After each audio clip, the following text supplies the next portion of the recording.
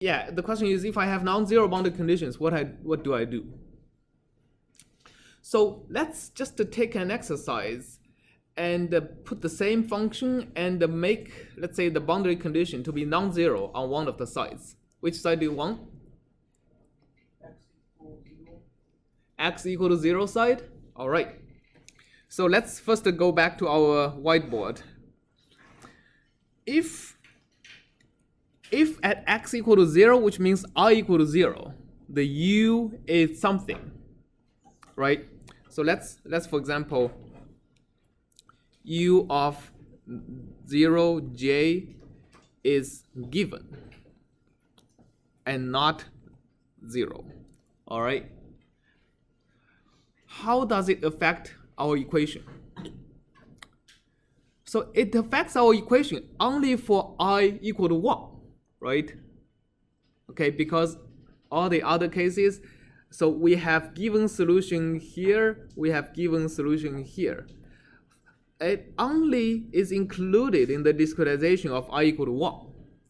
So we only need to consider changes in the first ny minus 1 rows of this matrix equation. And because this is given, because these numbers are given, we should actually be moving these numbers to the right-hand side of the equation because it's known, it's not part of the unknown. It's not a linear combination of the unknowns.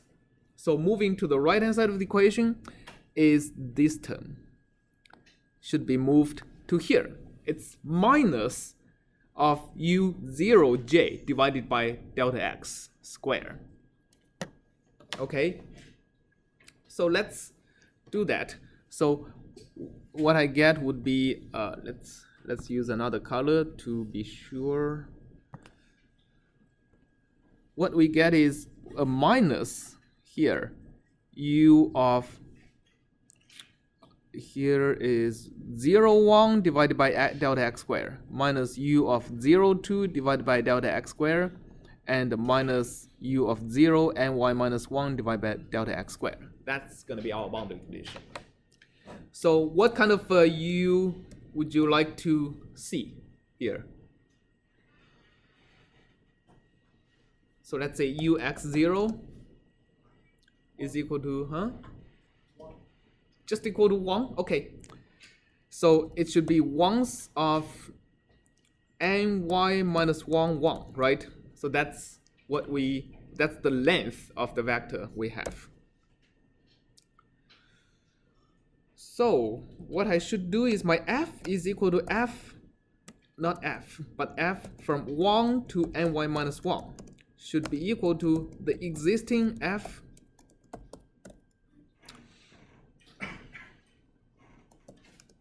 minus ux0 divided by dx squared, right? So my f is changed only on the first few rows of, yeah, right. So let's do that again. My small u is equal to this. My big U is equal to the ray shaped. And let's make another figure. And surf again. Oh, not F, but U.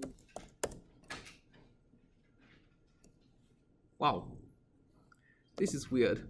Okay, but anyway, you can see that the solution at x equal to 0, let's do the labels again. X label, Y label, enter. X equal to 0 is now approaching 1. So let's rotate it so that like I'm aligned with the x-axis. Come on, it's very hard.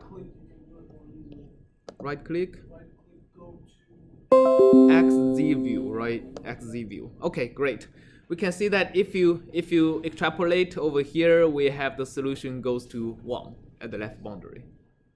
All right. Answers your question? Okay, very good. Any other questions? This is U. This is my solution U with the modified boundary condition. So boundary condition, you can see, has a huge effect on this. Previously, this is my solution. And if I do the same XZ view, right. So I have a solution that of course goes to 0 as x goes to 0, and the whole thing is negative and on the order of minus 0.03. And now my whole thing is actually positive and has order 1. All right. Any other questions? Yes? I'm going back to your code. When you were adding the diagonal that's offset by ny minus 1. Yes. These two? Yes. Right. Why did you make the ones matrix or vector this size that you did, the nx minus 2? Why is mx minus 2 times ny minus 1? That's a good question. Let's go back to the matrix. So, why can't I move this?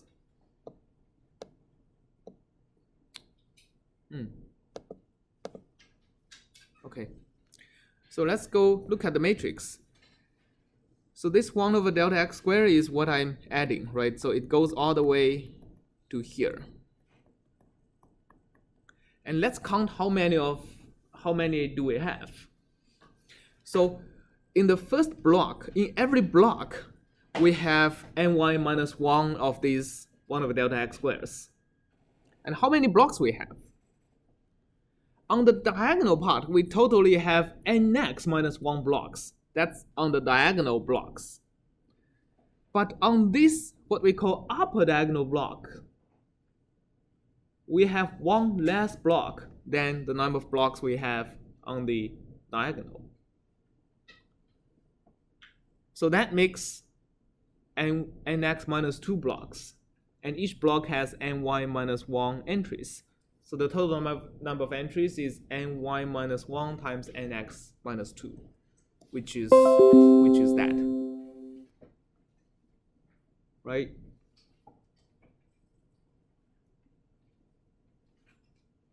Does that answer your question? Yes.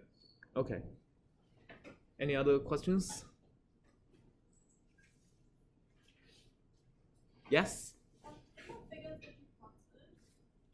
Which figure? This one or this one?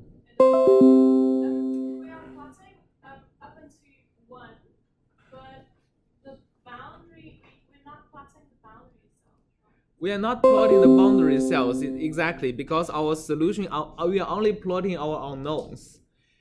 And the boundary, because it's known, is not part of the unknown. Okay. So, but on the x-axis, we're plotting it up into 1. So should there actually be a gap between where our figure ends and where the 1 is? That's a good question. So I must have, yeah, that's actually a good point. I must have made a mistake here. So that's my mistake. So dx and dy shouldn't be 1 divided by nx minus 1 and ny minus 1. It should be just divided by nx and ny. So let's modify that. That's a very sharp observation. dy is equal to 1 over ny. So if we, let's see, where should we repeat? We should be, let me close all the figures.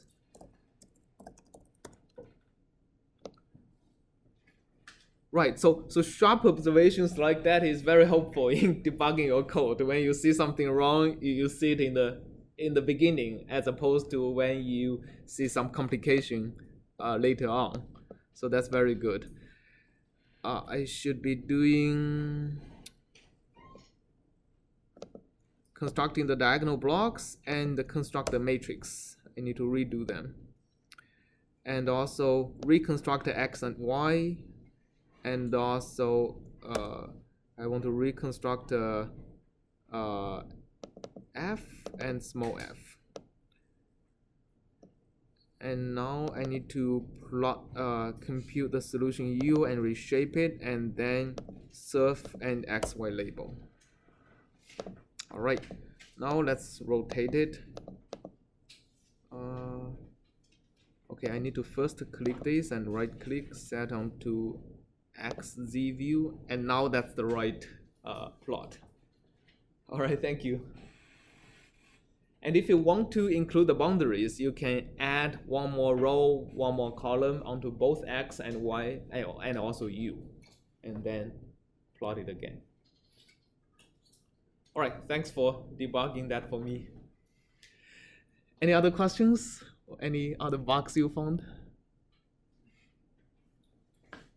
So when we have a boundary condition of 1 at x is equal to 0, it seems like for some part of the surface is like have a negative Laplacian. Oh, okay. So, I think I understand what you mean. You see in some part of the domain, it seems to have a negative curvature. So let's take a look at that also. So where was that? Okay, so I constructed the ux0 f and solve that again and do that again and do that again. Wait, this. Right. So this is what we have. And you're asking, are you asking this part of the? Yeah, like it looks like it has a negative curvature in this direction, right? Oh. But if you rotate it, it seems to also have a positive curvature in the x direction, right? So the Laplacian is actually the curvature in the x direction plus the curvature in the y direction. And if you remember in here, when you get x close to 0, it's the curvature is sine x times cosine y. Sine x is almost 0, so the curvature is almost 0. That means your x curvature and y curvature is supposed to cancel out each other pretty much, right? So in order for the function to make up to the boundary condition of 1, it needs to have a strong x curvature, which means you need a negative y curvature to compensate. Sure. Can we have a look at that? Oh, can you take a look at f again? Figure of f. That's f. At x close to 0, you get almost 0, right?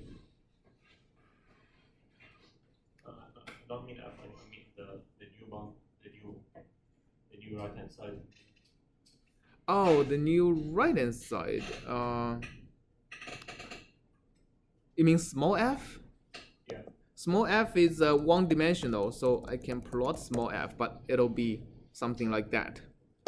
So small f for the first block is very, very negative because of the boundary condition, right? So this part is different from all the rest. All the rest actually looks pretty much 0 compared to that. But I'm sure they are not really 0. They are, right, they are not really 0. But it has much less magnitude than the first block due to the boundary condition. Yeah? Just to be more general, should we also include the points at the boundary as unknowns as possible? So should you include the points at the boundary if you have more complex boundary conditions, which makes the boundary points also unknown? It is appropriate to include the boundary points also as unknowns. Yeah, that's right. So you need to distinguish what is known, what is unknown in this in the discretization. And also, some people want to make it more their code more general for different types of boundary conditions. So they even boundary conditions that are known, they include the boundary points anyway. Okay, and then they also append rows on top of their matrix that only has a diagonal term.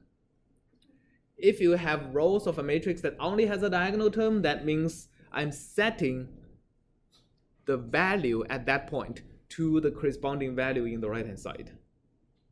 So that is also a potential trick you can use if you find it easier to code.